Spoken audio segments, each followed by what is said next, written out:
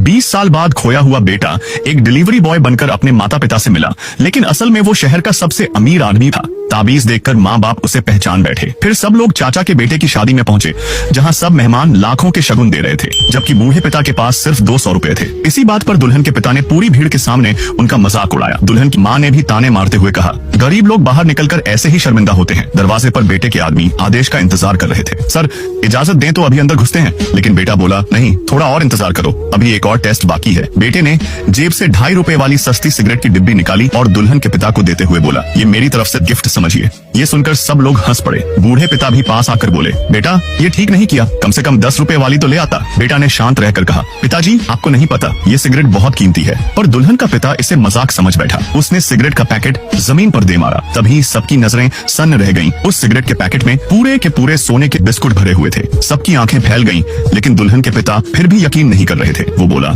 एक delivery boy इतने सोने के बिस्कुट कहाँ से लाएगा? उसने वेटरों को आदेश दिया, इन सबको झाड़ू से साफ कर दो। ये देखते ही बेटे ने ईयरपीस में बोला, टेस्ट फेल, अब अगला स्टेप शुरू करो। होटल के अंदर बेटे अपने माँ बाप का हाथ पकड़कर बोला, ये लेवल की शादी काबिल ही नहीं कि आप यहाँ रहें, हम जा रहे हैं। मगर जैसे ही वो मुड़े, दुल्हन 200 रुपए का लिफाफा लहराते हुए अंदर आई और बोली, आज यहाँ से कोई कहीं नहीं जाएगा। चचेरे भाई ने समझाने की कोशिश की, लेकिन दुल्हन ने उसे झटकते हुए कहा, ये गलतफहमी नहीं है, ये नकली 200 तुम्हारे बड़े पापा से लाए हैं। पूरे हॉल में सिर्फ बूढ़े पिता ने 200 रुपए लिफाफा दिया था, इसलिए उन्होंने सीधे उन पर आरोप लगा दिया। माँ रोते हुए बोली, हम गरीब जरूर हैं, लेकिन नकली पैसे देना हमारे बस की बात नहीं, ये पाप हम नहीं कर सकते। दुल्हन के पिता बोले, तुम नहीं जानते ना, गरीब लोग कुछ भी कर सकते हैं, भूख इंसान से हर नीच काम करा देती है। दुल्हन के पिता ने घूरते हुए आदमी से कहा, और तुम एक डिलीवरी बॉय, ज्यादा हवा मत